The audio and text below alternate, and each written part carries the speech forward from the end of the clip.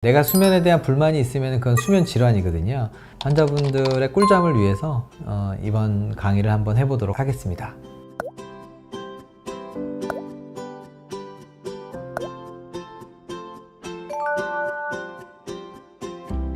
안녕하십니까. 저는 세종시에서 수면 무호흡증과 불면증, 즉 수면 질환에 대해서 진료를 하고 있는 소리숨 이비인후과의 이대웅 원장이라고 합니다.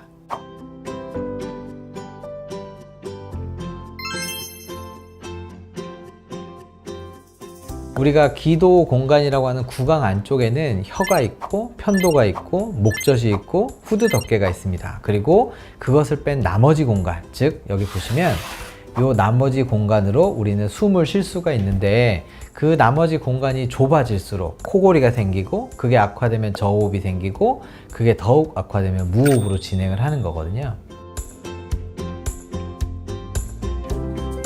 안 생길 병이 없습니다. 사실은 모든 병의 원인이 될 건데, 심혈관 문제에 대해서 많이 얘기를 하거든요. 심근경색, 그죠? 심장마비겠죠? 뇌출혈, 뇌졸중 이런 것들인데, 이런 가능성이 많게는 몇 배에서 많게는 몇십 배까지 늘어나는 거예요.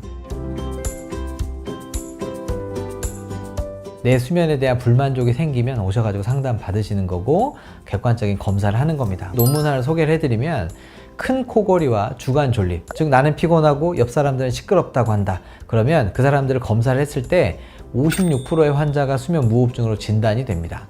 인터넷 여러 매체에서 공개를 해놓은 설문지를 보면 어제 잘 못 자서 오늘 낮 동안의 불편함이 여러 가지가 체크가 되실 거예요. 그런 경우에는 병원에 방문을 해주시는 게 좋죠. 30분 정도 그걸 자세히 설명을 해드릴 거예요. 그리고 나서는 환자분이 내 질환이다 싶으면 그때 결정을 하시면 됩니다. 내가 검사를 진행을 할지 치료 단계로 들어갈지 결정을 해주시면 되고요. 일반적으로는 날짜를 잡아서 며칠 후에 야간에 10시나 11시쯤에 내원을 하시겠죠. 그리고 나서 집에서 주무시는 것처럼 주무시는 겁니다. 그 시간을 다 채우고 나서 전문의들이 직접 판독을 하게 되거든요. 뇌파 검사를 포함해서. 그 판독 기간이 저 같은 경우는 3일에서 5일 정도가 소요가 됩니다. 그 이후에 이제 저희가 전화를 드리면 오셔가지고 저랑 이제 상담을 하시면서 치료 계획을 세우는 거죠.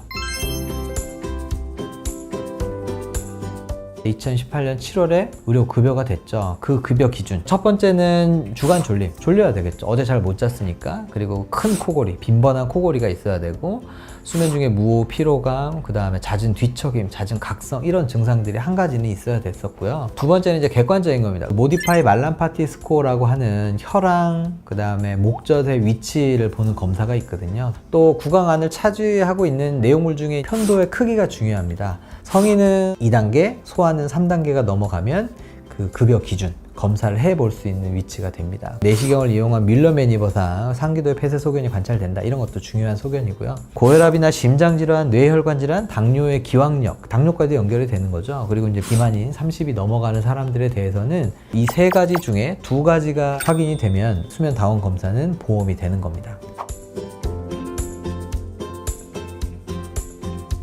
그래서 코골이, 그 다음에 수면 무호흡증, 그에 따른 수면 중에 각성, 수면의 분절 이런 것들이 예방이 되는 치료라고 보시면 될 것 같고요.